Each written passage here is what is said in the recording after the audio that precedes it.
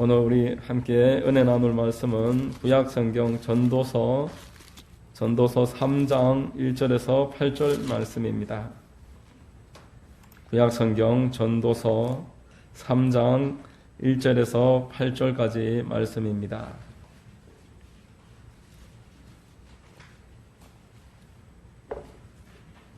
다 찾으신 줄로 알고 제가 봉독해 드리겠습니다.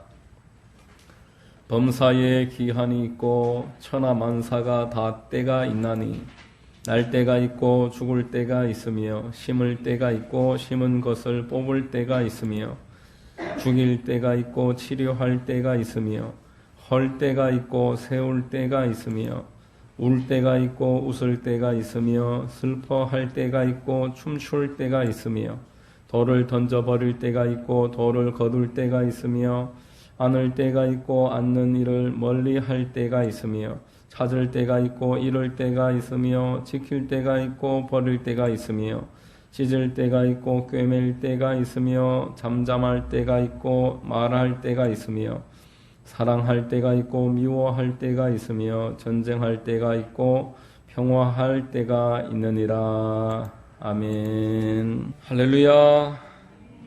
주일 예배 나오신 여러분들 주님 이름으로 환영하고 축복합니다.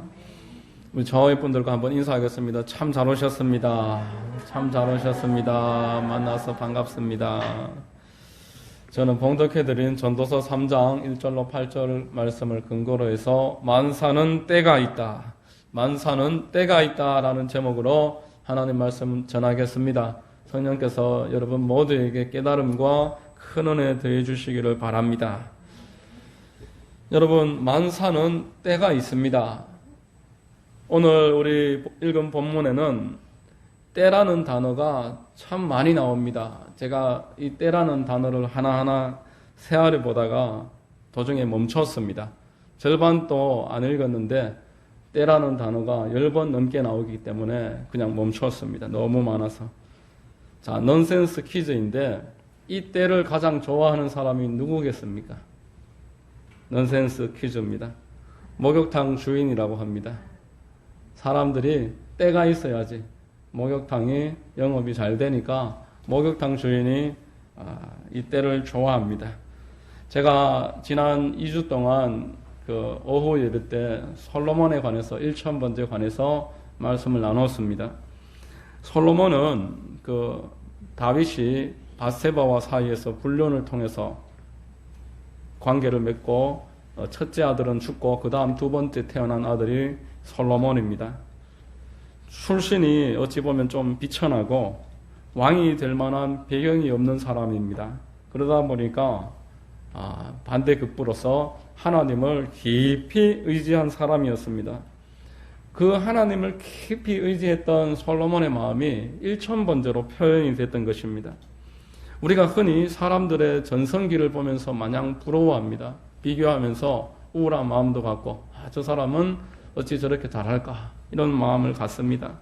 지난주는 월드컵 본선 진출 실패 연속이라고 해서 스포츠를 좋아하고 축구에 관심이 많은 사람들이 대단히 기뻐했습니다. 국가대표가 되어서 전 세계 100여 개의 팀이 있는데 치열하게 승부를 겨루어서 그 가운데 32강이 되고 그리고 본선 진출해서 16강에 들고 또 8강이 되고 4강이 되고 이런 일들은 정말 큰 성과입니다. 한국도 2002년도에 16강이 목표였지만 4강에 진출을 해서 여러분 기억하시는 분들도 계실 겁니다. 온 국토 전체가 그 붉은색 물결로 가득 차고 그 흥분의 도가니에서 참 많이 기뻐하고 울기도 하고 응원했던 기억이 아직도 새롭습니다. 그러나 여러분 국가대표 선수가 되는 것도 힘들지만 월드컵에서 4강까지 올라간다 라면은 그 선수들의 그 얼마나 수고를 했었을까. 그 가족이 그 선수들 뒷바라지 하느라고 참 많이 고난을 받았을 것이다. 짐작해 볼 수가 있습니다. 손흥민 선수 그 아버지 손웅정 씨 쓴 책을 읽어보니까 손흥민 선수 축구 선수 그 훈련시키려고 그 어릴 때는 중학생 때는 눈이 오면은 운동장에 눈을 새벽부터 가서 운동 직전까지 눈을 치웠다고 합니다. 본인이. 그래야지만 땅이 질척거리지 않아서 축구를 제대로 연습할 수 있기 때문에 눈이 오면 눈을 치우고 또 비가 오면은 실내 경기장 연습장을 찾으려고 수도 없이 또 돌아다니면서 실내 경기장을 찾아서 하루도 연습을 쉬면 안 되니까 그 감각을 익히게 하려고 또 그렇게 연습장을 찾아서 훈련을 시키고 본인이 직접 훈련을 시키고 독일에 유학을 갔을 때는 그 손흥민 선수만 그 숙식이 해결되니까 본인은 경기장 옆에 여관에 난방도 되지 않는데 영하 10도 아래로 떨어지는데 거기에서 담요를 덮고 추워서 1시간 이상 잠을 못 잤다고 합니다. 겨우 잠들며 깨서 그 아들이 그 운동하는 그 경기장을 찾아가서 운동 경기 내내 지켜보고 촬영할 것은 촬영하고 개인 연습하면서 고칠 부분 계속 코치하고 또 그렇게 치열하게 100경기 이상을 녹화를 해서 보고 또 보고 지금의 월드 클래스가 되기까지 그런 눈물 나는 헌신이 있었습니다. 지금은 영국 프리미어 리그에서 골제비로서 명성을 떨치고 있고 수백억 원씩 연봉을 받아들이고 춘천에 그 유소년 축구 교실을 위해서 축구장도 구입을 하고 그렇게 화려해 보이지만 그 가족들이 그렇게 헌신하는 시간이 있었다라는 것입니다.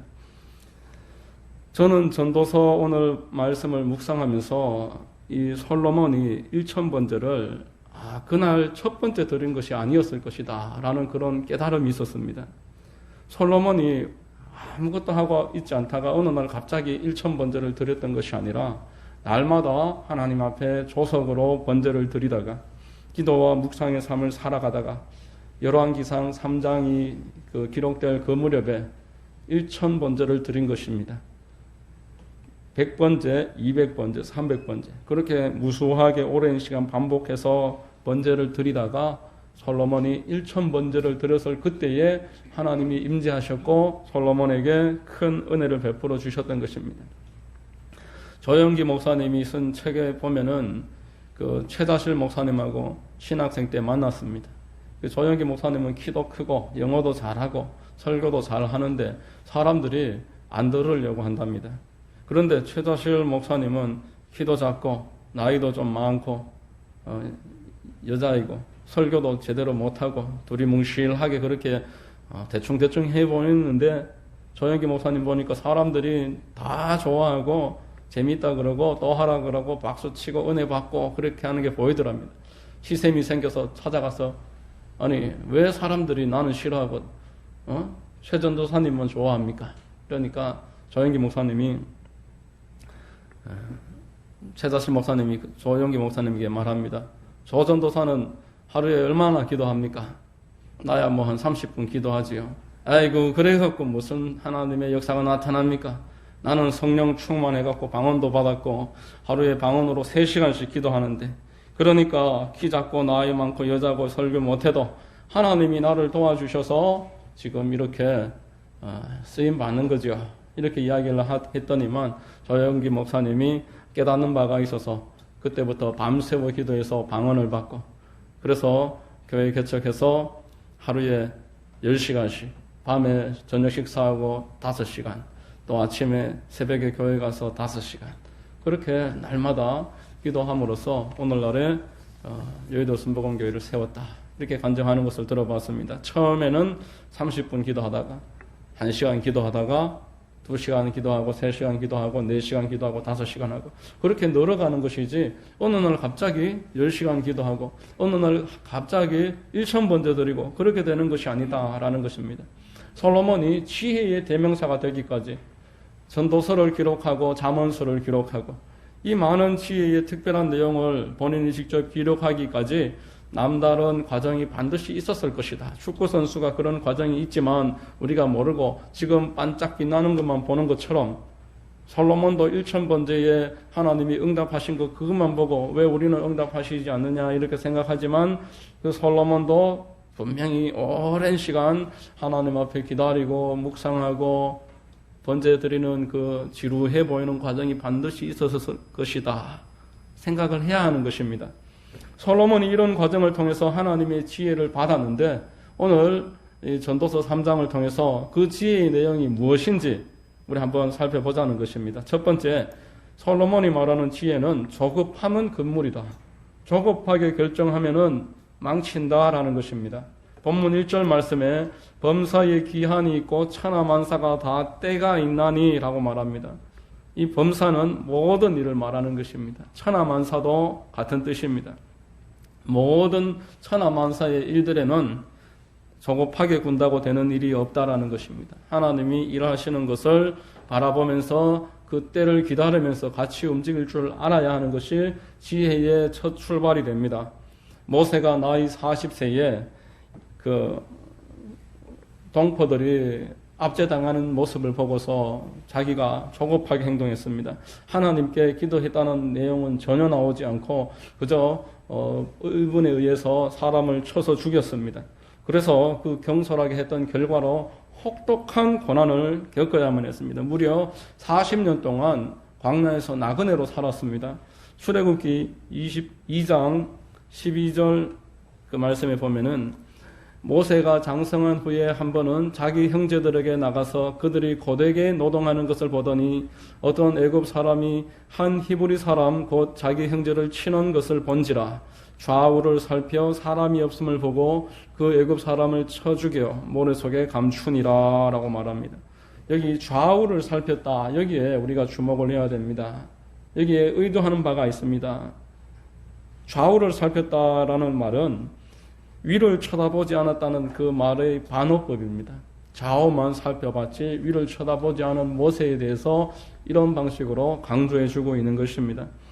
성경은 반드시 모세가 그 시간에 하늘을 바라보면서 하나님께 그 뜻을 묻고 구했으면 다른 결과가 있었을 것이다 라고 지금 알려주고 있습니다. 느헤미야서를 보면은 느헤미야가 고국이 황폐했다는 소식을 듣고 마음에 큰 근심을 가집니다. 그 마음의 수심이 얼굴빛으로 드러났고 왕이 그 눈치를 살펴서 네 지금 마음에 어떤 수심이 있는지 말하라 이렇게 이야기를 합니다. 당신은 왕 앞에서 그렇게 근심을 나타내는 자체가 큰 잘못이었기 때문에 여기서 말을 자칫 잘못했다가는 느헤미야가 고국의 유익은 고사하고 자기 자신이 큰 위협에 빠질 수 있는 그런 상황이었습니다.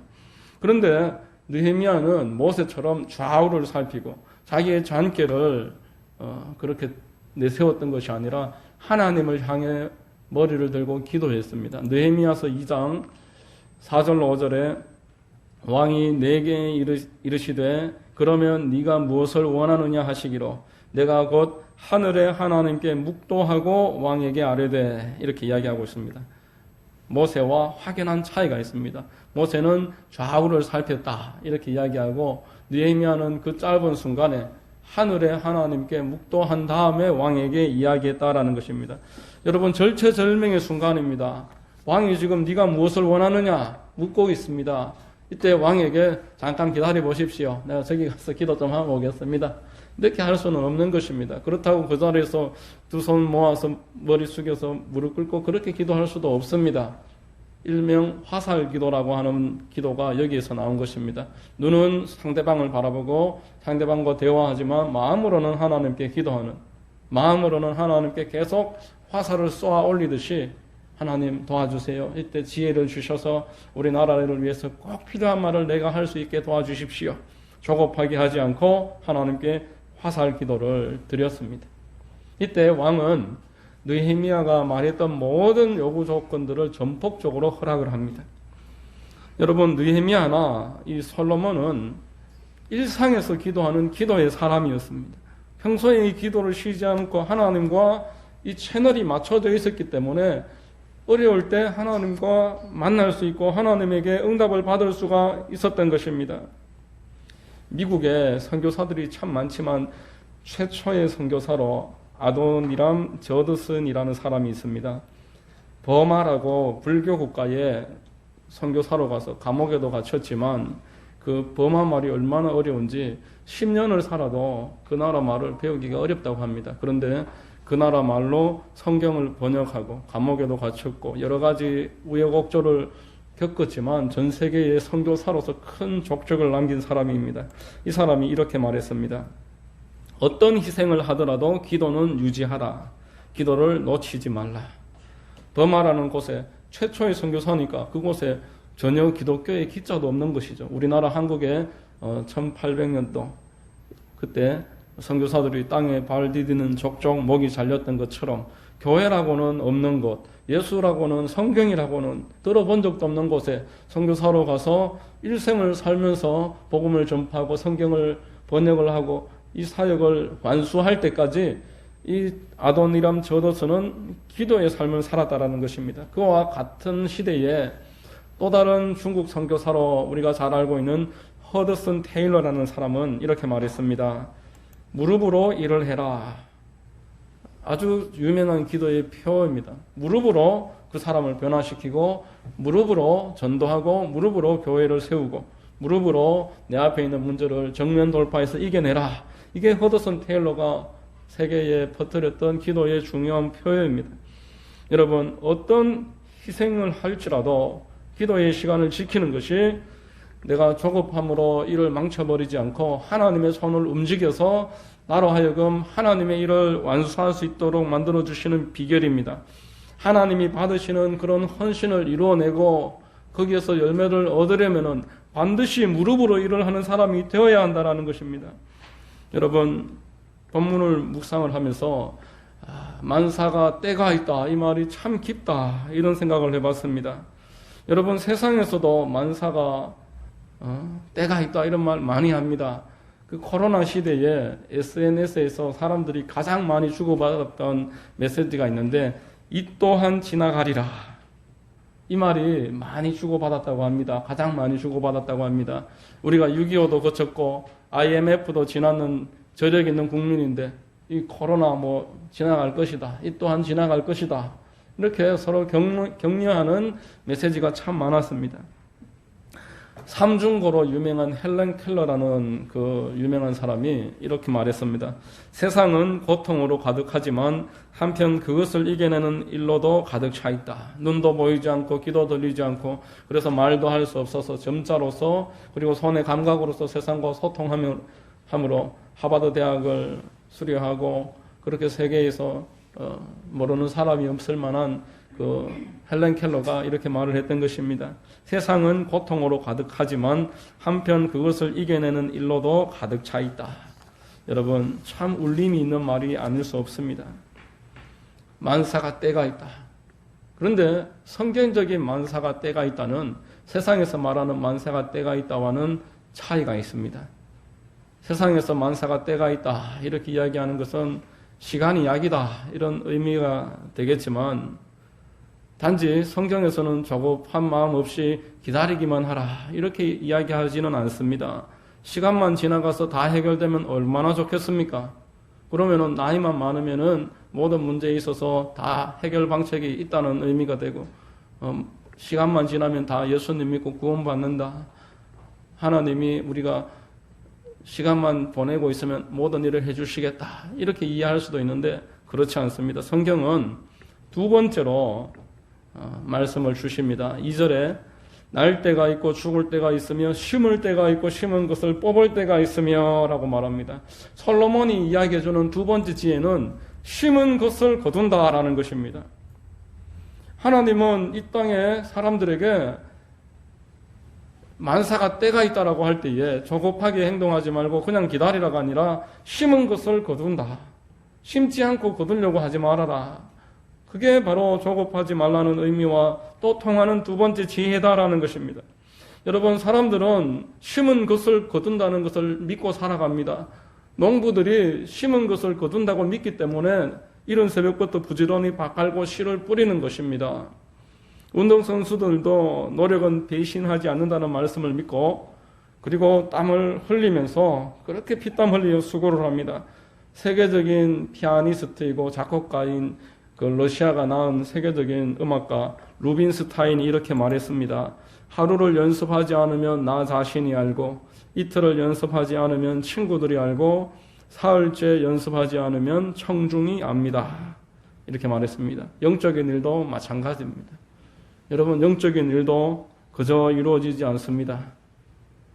말씀을 읽고 기도하고 예배드림으로써 씨가 심겨지고 싹이 트고 줄기가 자라서 열매 맺히듯이 영적인 일도 하나님 말씀이 심겨지고 그 과정에서 그 척박한 곳을 개척하는 과정을 거친 다음에 믿음의 명문가로 자라갈 수가 있는 것입니다. 누가복음 2장에 보면 아기 예수가 태어났을 때에 두 사람이 그 아기 예수를 안고 예루살렘 성전에서 하나님을 찬미하는데 시므온과 안나라는 선지자입니다. 이들은 평생 동안 안나의 나이는 공개되어 있고 시므온은 나이가 공개되어 있지 않은데 안나 나이는 84세, 결혼해서 7년 만에 그 남편을 잃고 그 이후로는 기도와 금식으로 경건하게 하나님의 그 약속만 기다리며 살던 선지자입니다. 그렇게 기다린 끝에 84세가 되었을 때 아기 예수를 안고 하나님께 찬미했다라고 말합니다. 여러분, 심고 거두는 법칙은 하나님이 세운 법칙입니다. 창세기 8장 22절에 땅이 있을 동안에는 심음과 거둠과 추위와 더위와 여름과 겨울과 낮과 밤이 쉬지 아니하리라. 여러분, 심고 거두게 하시는 분이 하나님이십니다. 기도해서 응답받게 하는 분도 하나님이신 것입니다. 성실하게 일을 했을 때 축복하시는 분 또한 하나님입니다. 믿음과 요행은 정반대의 말입니다. 마귀는 요행을 꿈꾸라고 합니다. 그저 될 것을 기대하면서 심고 거두는 법칙을 무시하게 합니다. 마귀가 예수님을 시험할 때에 이 돌을 가지고 떡을 만들라 그렇게 함으로써 요행을 가르친 것입니다. 높은 곳에서 뛰어내려서 천사가 네 발을 받침으로 사람들에게 칭송을 받게 되는 거예요. 요행인 것입니다. 나에게 절을 한번 하면은 이 천하 만사를 너에게 줄 것이다. 요행입니다. 그러나 하나님은 눈물을 흘리며 씨를 뿌릴 때에 거둔다고 하셨습니다. 시편 126장 5절에 눈물을 흘리며 씨를 뿌리는 자는 기쁨으로 거두리로다 라고 말합니다. 갈라디아서 6장 7절에 스스로 속이지 말라. 하나님은 업신여김을 받지 아니하시나니 사람이 무엇으로 심든지 그대로 거두리라. 심지 않고 거두려고 하는 것은 이 창조를 역행하는 사고방식으로서 하나님을 업신여기는 것, 하나님이 안 계신 것 마냥 행동하는 것이다 라는 것입니다. 여러분, 심고 거두는 것에는 큰 비밀이 있습니다. 심고 거두는 것은 사람의 영역이 아닙니다. 작은 것 하나 심어서 큰 나무가 될 때까지 많은 시간이 걸리지만 거기에서 평생토록 수십 년 동안 열매가 계속 맺히는 것을 보십시오. 이것은 사람이 할 수 있는 일이 아니지 않습니까? 우리가 작은 씨앗 하나 만들어낼 수가 없습니다. 심는다고 해서 하나님이 비를 내려주시고 햇빛을 비춰주시지 않고서 그 나무가 자랄 수도 없는 것입니다. 심고 거두는 것은 오로지 하나님의 영역이다 라는 것을 믿으시기 바랍니다. 우리가 자녀를 낳아서 키우고 이 자녀가 자라고 그 가정이 믿음으로 세워지기까지도 심고 거두는 법칙이 반드시 적용이 되는 것입니다. 심은 대로 거둔다는 말씀은 한편으로 대단히 두렵지만은 또 한편으로는 소망이 됩니다. 내가 지금까지는 심지 못했을지라도 오늘 이 순간부터 다시 심고 거두려고 마음을 정하고 노력을 하면은 모든 사람에게 시간은 공평하고 또 이 인생이 언제 끝나게 될지 그것은 서로가 알 수가 없기 때문에 모든 기회가 동일하다라고 마음으로 믿고 하나님을 바라보면서 의지하면서 살아갈 수 있는 것이 심고 거두는 법칙을 따르는 사람의 모습입니다. 여러분, 하나님께서는 당신이 만들어 놓으신 이 법칙을 따라서 일어나십니다. 그러므로 성도는 어떤 상황이 와도 낙심하지 않을 수 있습니다. 하나님께서 다시 기회를 준다라는 것을 믿고 이 상황에서 딛고 일어설 수 있습니다. 솔로몬이 준 세 번째 지혜는 어려운 시기일지라도 너무 낙담하지 말라라는 것입니다. 본문 4절 말씀에 울 때가 있고 웃을 때가 있으며 슬퍼할 때가 있고 춤출 때가 있으며 라고 말씀합니다. 진정한 치료자는 그 상처를 찢고 그 환부를 드러내는 것을 외면하지 않습니다. 덮어둔다고 해서 문제가 해결되지 않는다라는 것입니다. 썩은 부위는 도려내고 찢고 꿰매기를 주저하지 않고 이 모든 일들에 있어서 분명한 분별력을 가지고서 그 상처를 대하는 것이 참된 치료자입니다. 하나님이 성도들에게 고난을 주시는 것도 동일한 이유입니다. 결코 고난 자체가 목적일 수가 없습니다.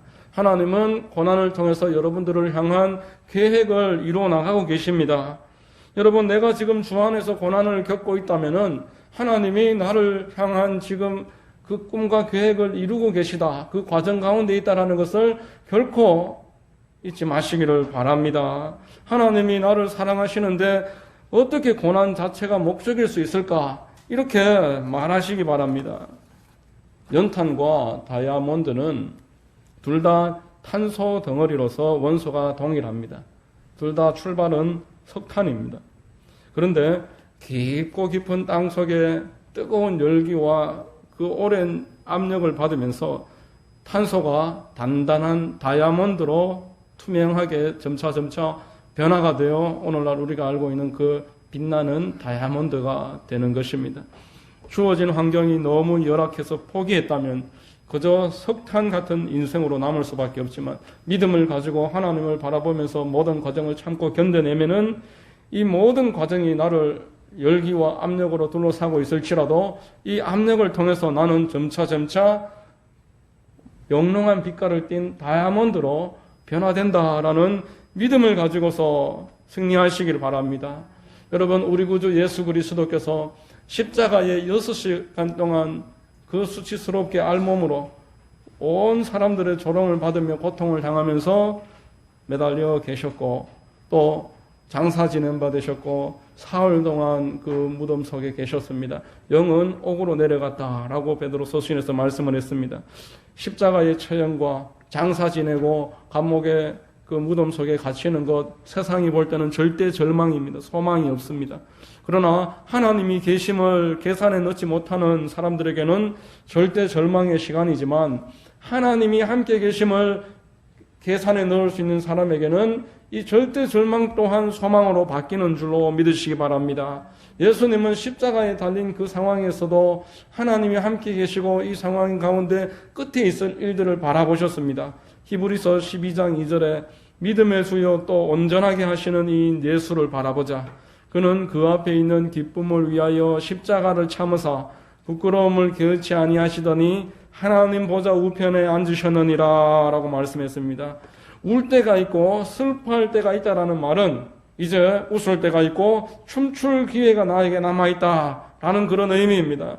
하나님은 여러분들에게 울 때를 허락하시고 슬퍼할 때를 허락하신 목적이 웃을 때도 있고 앞으로 춤출 때가 있을 것이다 믿고 믿음으로 바라고 참고 견뎌라 라는 것입니다. 히브리서 11장 6절에 하나님께 나아가는 자는 반드시 하나님이 계신 것과 그가 자기를 찾는 자들에게 상 주시는 이심을 믿어야 할지니라 라고 말했습니다. 반드시 우리에게는 웃을 때와 춤출 때가 남아있는 것입니다. 오늘 말씀을 맺겠습니다. 오늘 본문 첫 절에서 만사의 때가 있다라고 말했습니다. 그래서 조급하게 결정하지 말고 내 생각대로 일을 처리하지 말고 하나님께 맡기기 위해 기도하라는 것입니다. 이것이 첫 번째 지혜입니다. 두 번째는 심고 거두는 것이 하나님의 법칙이기 때문에 그저 나는 심는 일 하면 되는 것입니다. 거두는 일은 하나님이 거두게 만드십니다. 이것이 솔로몬이 말하는 두 번째 지혜입니다. 세 번째는 이 어려움과 고난이 목적이 아닙니다. 하나님은 여러분들을 향해 아주 아름다운 계획을 수없이 가지고 계시고 모든 일을 예비해 놓으신 여호와 이레의 하나님이심을 믿으시기 바랍니다. 이 연단 끝에 목적을 이루시고 여러분들을 향해 춤출 때를 주실 것입니다. 욥의 인내를 교훈 삼아 이겨내라 라고 야고보서 서신에서 말씀했습니다. 그 말씀을 의지해서 여러분 지금 상황 가운데 좀 힘들고 어려운 일이 분명 있을 테지만 만사에 하나님의 그 때가 있음을 믿으시고 믿음으로 승리하시기를 예수 그리스도의 이름으로 축원드립니다. 기도하겠습니다.